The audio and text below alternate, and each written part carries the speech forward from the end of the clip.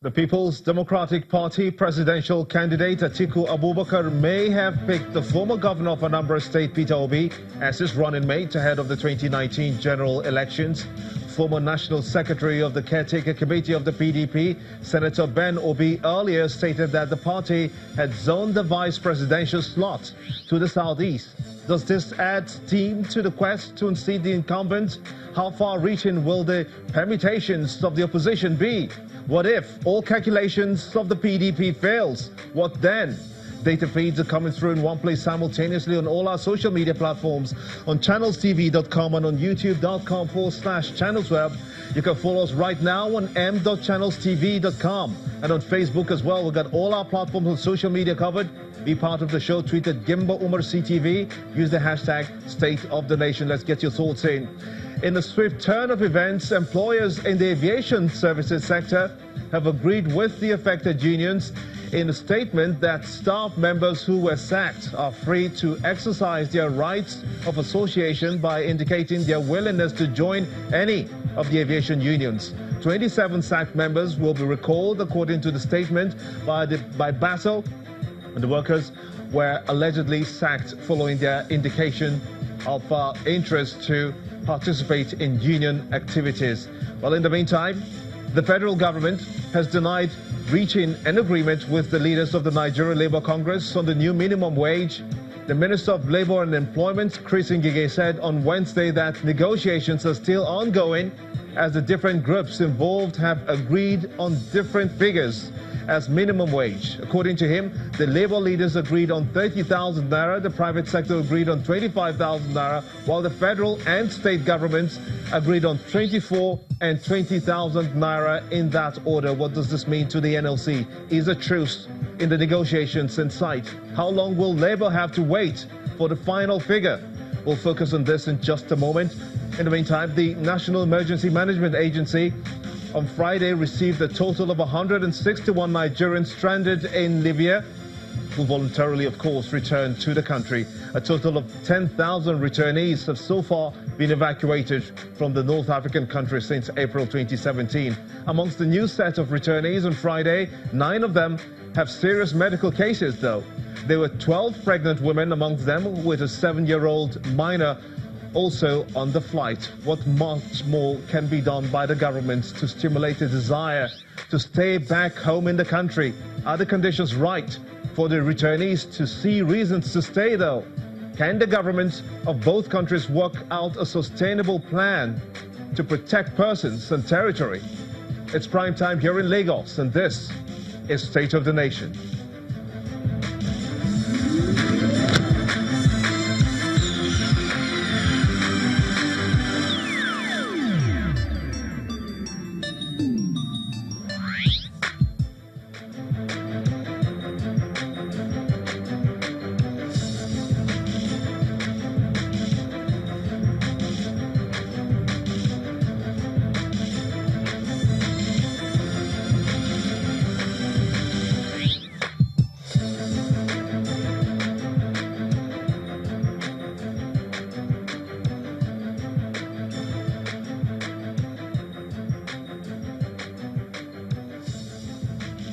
Welcome everyone in Nigeria and the rest of the world. I am Gimba Umar and this is State of the Nation. Be part of the show. Tweet at Gimba Umar CTV.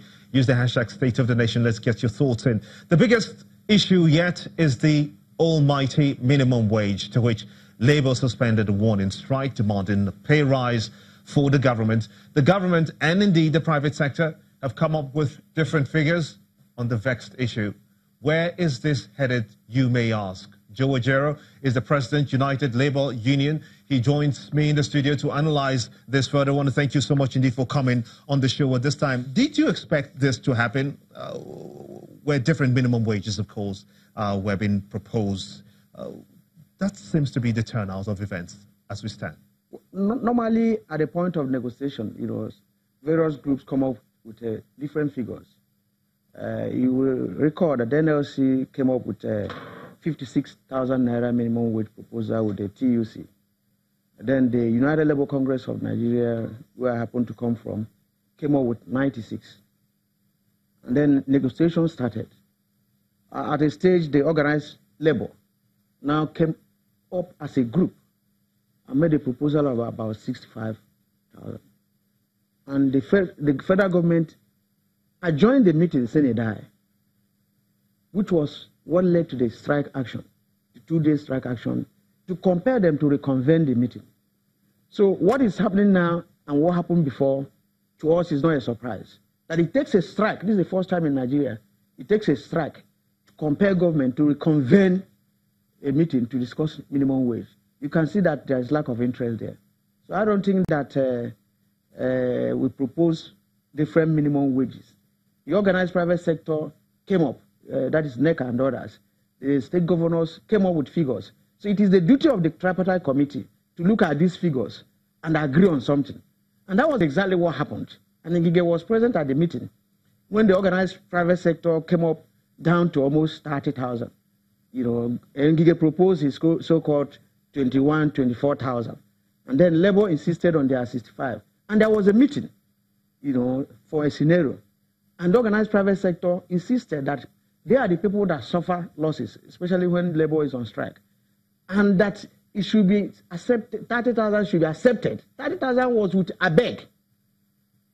And then they came back to the meeting, a motion was moved based on report from the subcommittee chaired by Ngige, after creating about 3 scenarios, 38,000, 37,000, 35,000.